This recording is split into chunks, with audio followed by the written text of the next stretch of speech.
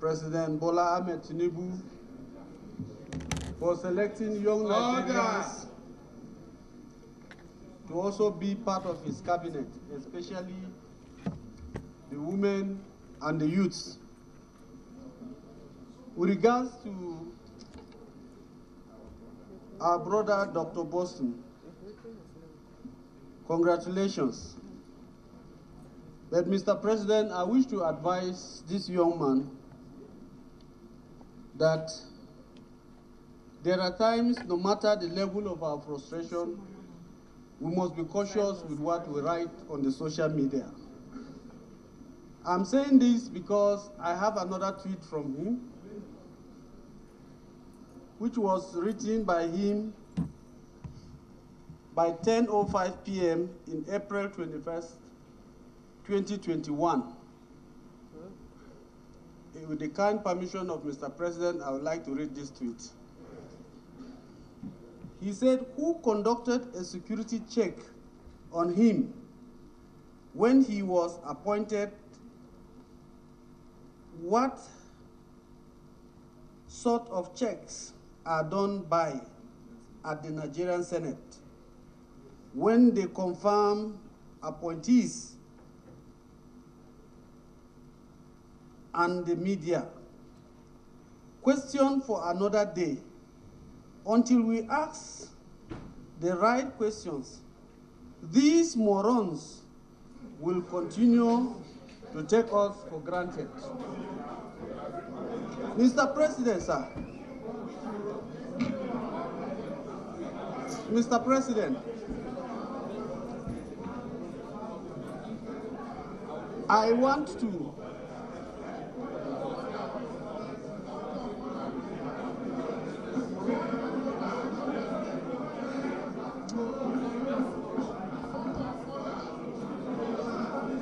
Mr. President, like I said earlier, this is a young man who is well read. I want to ask, having come from my alma mater, I'm also from the University of Jos, and I've taught there in University of Jos for 15 years. I find it very difficult to believe that a graduate of University of Jos will write this on the personality of the Nigerian Senate. I want to ask, sir, are you the author of this tweet or not? Thank you. Well, the Senate leader. Mr. President, very distinguished colleagues, I have a perspective to share with our distinguished colleagues. And I have a perspective to share with Nigerians, especially those among our youth who in the last 48 hours since the name of Dr. Bosun Tijani was sent to this hallowed chamber as a ministerial nominee. Our youth are divided on this matter. There are some who are supporting him. There are some who are also sharing other tweets from him similar to those that have been read out here. The truth about it is, beyond these two tweet messages, there are some other ones being shared online. And what is the underlying thing here? And what is the perspective that I want to share? Consider the dates of these tweets and recall the events that took place in Nigeria. Some of my own children and some of our own children were all part of these tweets.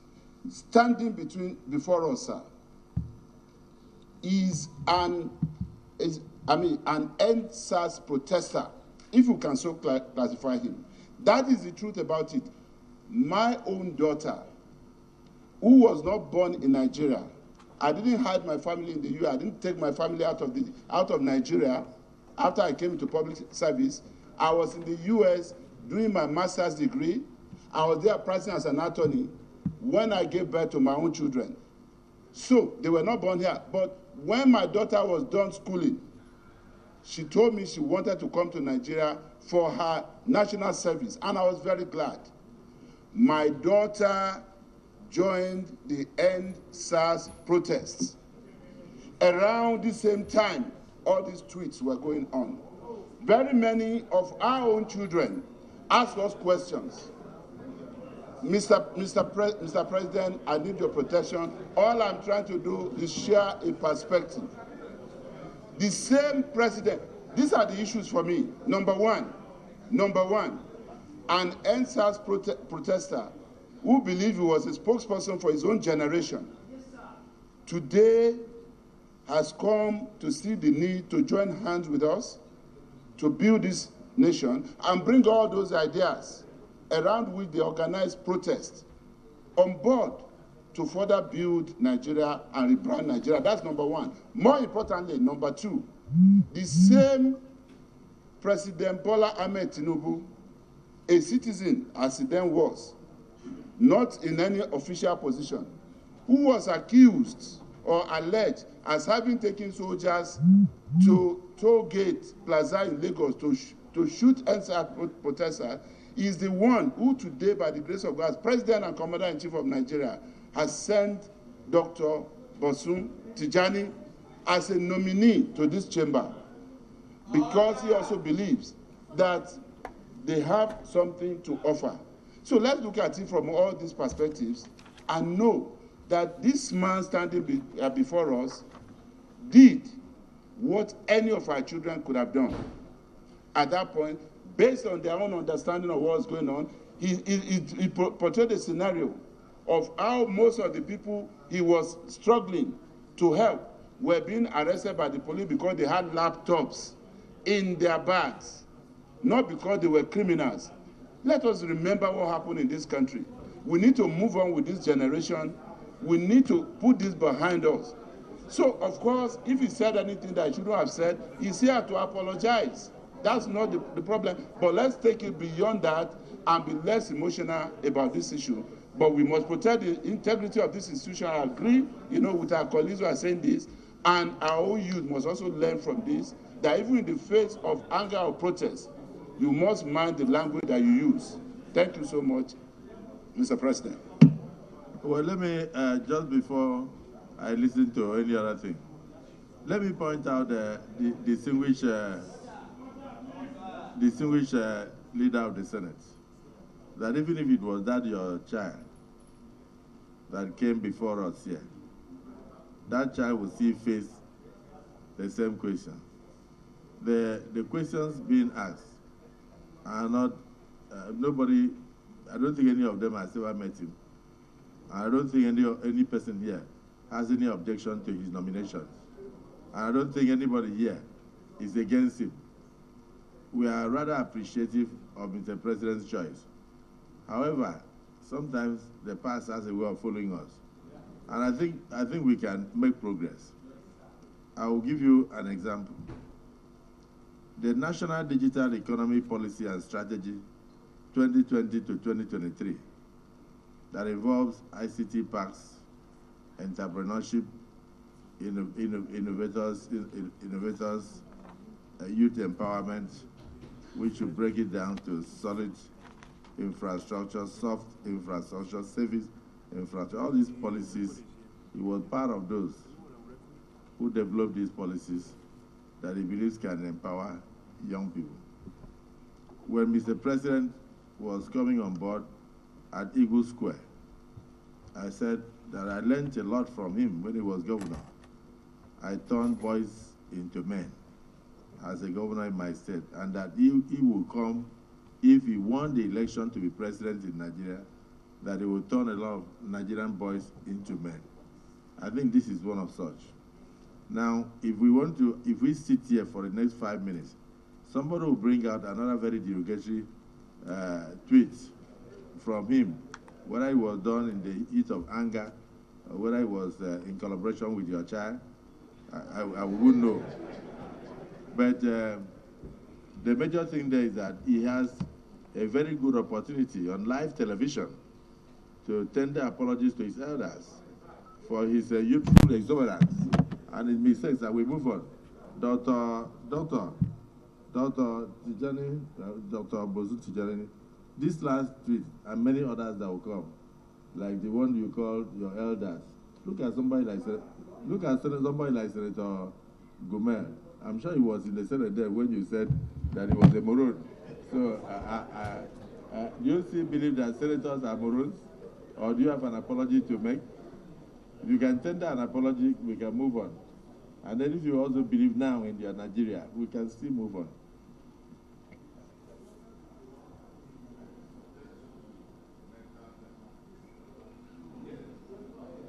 Your Excellency, Senate President, and also distinguished senators.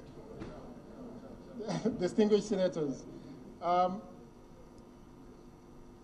was raised properly as a Yoruba boy, both in Agege and Abeokuta, so I do understand that we're not meant to disrespect our elders, and that's not the training that we're given.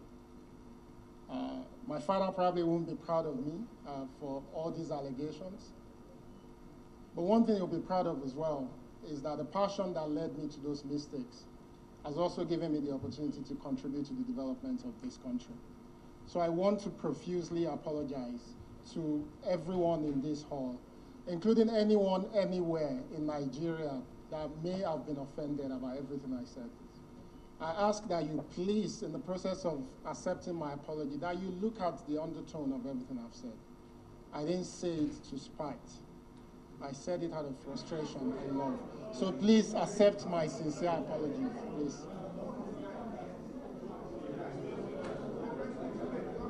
Off the mic. Off the mic. Off the mic.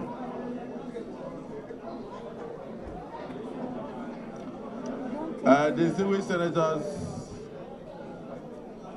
distinguished colleagues, we have before us a young Nigerian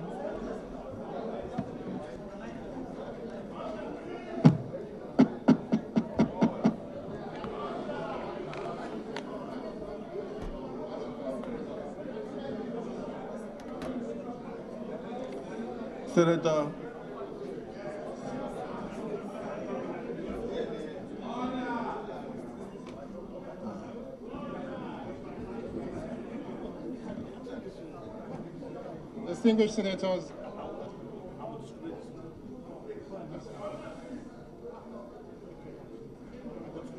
Distinguished senators, please again accept my apology if I went too far in explaining. I'm absolutely sorry for everything I've said. I'm sorry. Distinguished senators, we are all fathers, except for Senator Jimmy Kuta, who is not yet married. We are all fathers, and our children do err. We cannot throw the baby with the bathwater away. We recognize his intellect. We recognize his contribution. We thank Mr. President for being a forgiving father, despite all these tweets. And I think on behalf of the Senate, I want to accept your apology and keep up the good work of creating opportunities for young people to grow, so that they will not have the kind of anger that led you to make all those tweets. Your apologies are accepted. Congratulations on your nomination. You may now step forward, take a bow, and leave. Point of order, Mr. President. No, not on this matter. Not on this matter. Not on this matter. Point of order. Yeah?